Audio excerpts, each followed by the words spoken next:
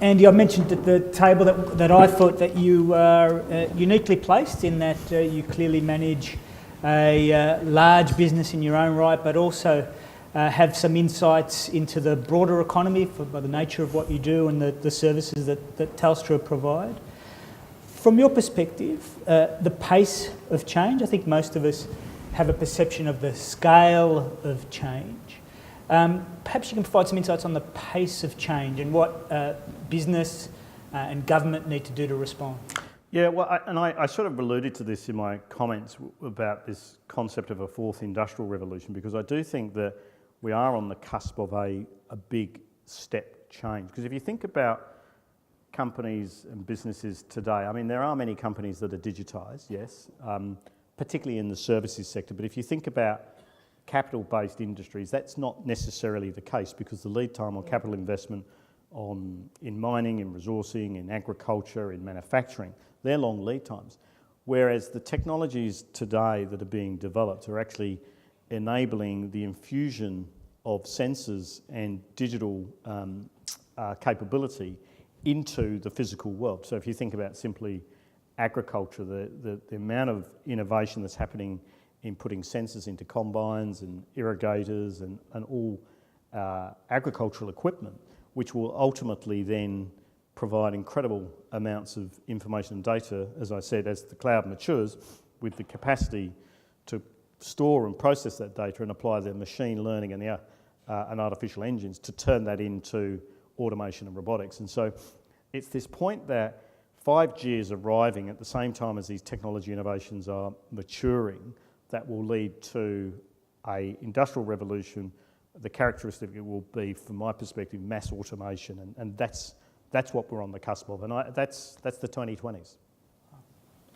I'll open it up to the floor shortly. CEDA people will be walking around the room with microphones, so if you do have a question, I'm sure many of you do, raise your hand and someone will be with you quick, smart, and I'll point to you at that time.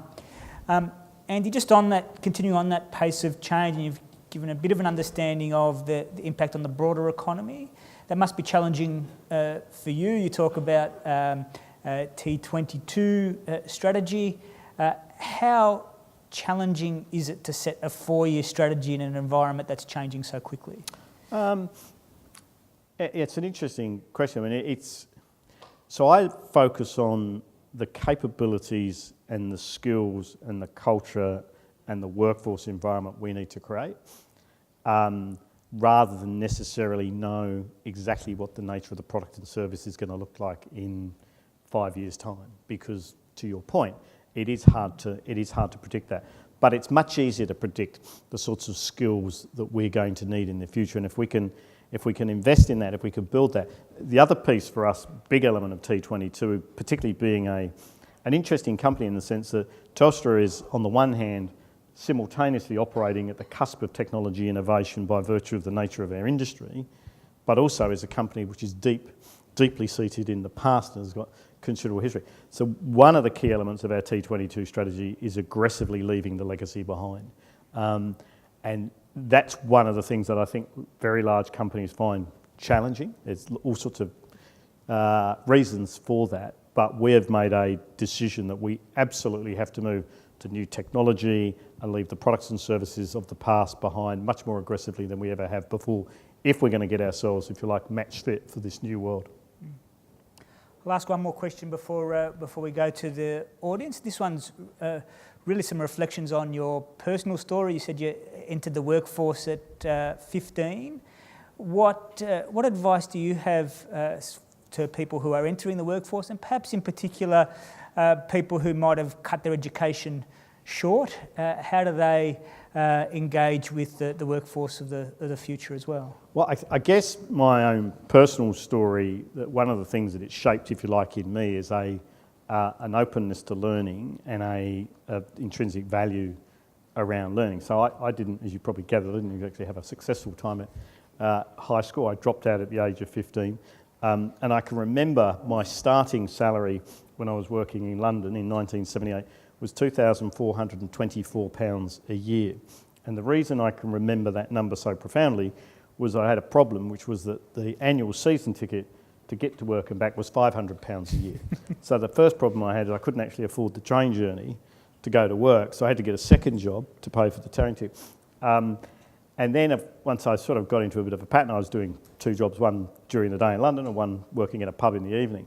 I quickly found an affinity with work and I was motivated, and I quickly developed a perspective that I needed to go back and actually complete my education. So I went back in to do evening school and night school and weekends. I went back in the UK. I did my O-levels, A-levels, a degree in, a diploma in business. I qualified as an accountant. I did an MBA at Kingston University, and I did all of that part-time and in the evening. And that was a tough thing to do because there was a lot of extra work involved in that. But what it did is it taught me the importance of learning and keeping an open mind and continuing to develop myself. And that's stayed with me for a very long period of time. And it's important in a world where the technology is changing very quickly.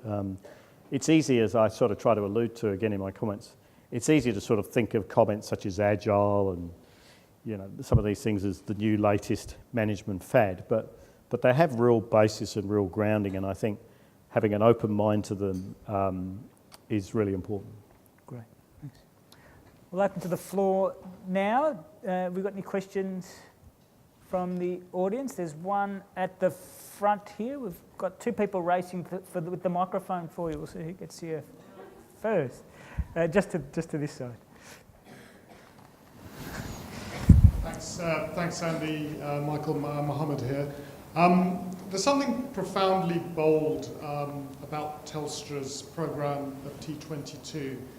And just drawing from that, when we think about the future of work or the future of jobs, I think we all talk about and recognise the fact that there are bold and important changes, generational changes that maybe we haven't seen before. But somehow, when we look at our policymakers in various countries, we maybe don't feel that urgency is there to do something about it. So I just wanted to check with you, do you feel that there is a gap, and do you feel that there is a need for a more concerted action plan, if you like, from government and the various agencies as well as corporates, or is it just a business as usual and let's deal with this as we go along? Oh, look, I certainly don't think it's business as usual, and I would say it's an opportunity. I look at everything through the lens of an opportunity. As I say, I'm a technology optimist, how I like to describe myself, because I think that Australia has got an incredibly sophisticated country, environment, economy. We're actually very technologically advanced. We're very early adopters of technology. I see that. We do a lot of work with people like Microsoft and Apple and Netflix and Google, and we have a lot of partnerships with them where we're literally beta testing for them some projects and some technologies here in Australia, because they want to test them in Australia because they know we're early adopters before they actually take them to the US and elsewhere internationally. And so I think there's an incredible opportunity. I sort of made that reference though to how that, notwithstanding that, the nature and the shape of our corporate environment hasn't changed to the same degree, and I think that's a really missed opportunity. So I put it in the context of an opportunity as we sort of come to the close of the 20 teens, as I sort of described them. I do think we have a great opportunity to really accelerate and double down with vision, with building skills, with partnerships, to essentially, and at a practical level, it's simple, is to increase the pipeline of the talent that we need in the future to service all companies. And it's, corporate's got to play a role, government obviously plays a role, the tertiary institutions play a role as well. So, but it's absolutely with a sense of urgency I raise it. Great. Hi, it's Jan here from BASF. We're a big multinational chemical company. So as such, we're not in the technology sector. As you said, technology changes very fast. Oftentimes I observe that people can't adopt to the change in technology as fast as technology is changing. So the question for me, number one, is what technologies do you see at the moment that you wish industry would adopt because it's there and it's ready to use? And how do you see that play out in the future with the pace of technology changes probably keeping at that pace or even getting more faster? What sort of skills or what should people do in the future to adopt the good that technology offers? Yeah, I mean, I think we face this every single day. It's I describe 5G as a single technology, but we actually have to make really thoughtful decisions about how we're going to approach 5G, what are going to be the use cases, how we're going to roll it out, what equipment partners are we going to be working with, how do we modify the back end. So there are real technological choices even below the level of am I going to do 5G or not do 5G. So, but I think most industries are pretty close enough to their businesses to sort of try and confidently make those decisions. I'd overlay on top of that the whole sort of, I guess the sort of iterative system of data analytics, cloud, and artificial intelligence and machine learning. And so the point is that I think in our businesses today, we're creating far more data now as we put sensors into pretty much everything. And it's actually how do you harness that data? How do you then process it and apply the algorithms and the machine learning to actually turn it into insights and actually turn it into a closed-loop system? So that's where the sort of robotics and the automation come in. I mean, a simple example would be chatbots in customer service centres where you've got effectively the more data, the more experience the chatbot has, the more it's learning through the algorithms, the more that's actually improving the experience for customers. And I know there's lots of criticisms of chatbots and people get frustrated with them and they're a bit clunky, but so was voice recognition 10 years ago. And look where voice recognition is today, and they will continue. So I think it is, in terms of skills, it's very much, at least for us, and I would, I'd hazard for many industries, it's really about big data, data analytics, artificial intelligence, those sorts of areas where I think the skills are critically important. The other thing I would say is actually, I think one of the hardest things that holds technology back is actually more around regulation and policy than it is actually the technology. And you see that in lots of different sectors that are pushing the envelope and pushing the boundary. I mean, Uber's a good example, and I'm not trying to provide a qualitative comment here, but I mean, it's just interesting to watch the whole Uber evolution, is that Uber's challenged what's a traditional taxi model, and that's sort of bumped into regulation, and the regulations struggled to sort of adapt and respond to that. Autonomous driving, another good example. The biggest inhibitor to the acceleration of progression in autonomous driving will be regulation, and a really important issue around liability, because today, as drivers of the car, we are liable. In a world where you have a car which is autonomous, who's then liable for the car? If the individual's liable for the car, then you sort of remove a lot of the efficiency of autonomous, because they've then got to control it and drive it. And actually, I can't control the algorithm, so in fact, it really should, the liability perhaps goes to the algorithm. That's massive, because that basically suddenly means that in the whole of the ecosystem of driving around the world, suddenly primary liability has shifted from the driver to the car manufacturer. That's a change in every law, in every state, in every jurisdiction in the world, and I don't even think the car industry is necessarily set up to take on that sort of liability. So you can sort of see, it's actually, I think, and it goes a little bit back to, I think, the point about having a vision and thinking through these issues at a policy level, because those are the sorts of things that inhibit the progression as fast as we might otherwise be able to achieve it, which are not actually the technology itself. Just flying on from that while Esther gets across,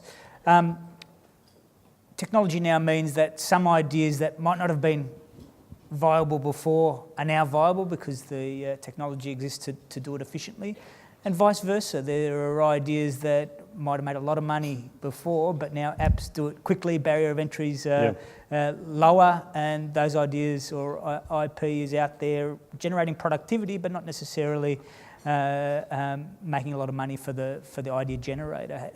How does that work, and do you spend a lot of time thinking about business models around that as well? Yeah, well, I think you put your finger on it, though.